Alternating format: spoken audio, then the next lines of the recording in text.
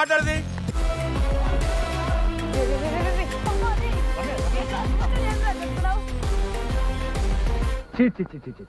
ఒక్కడికి డిసిప్లిన్ లేదు, అన్నిటికీ కుమ్ముకు చావడమే.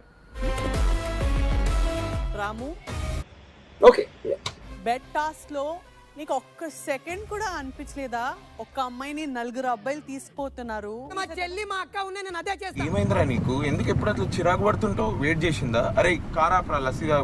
Game is game.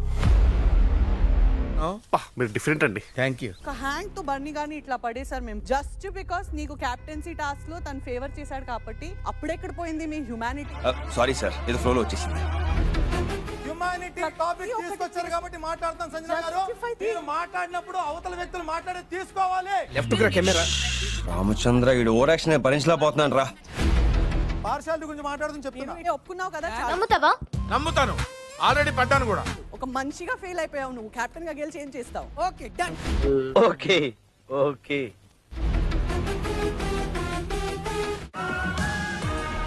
నిద్రపోండి, రేపు కలుద్దాం.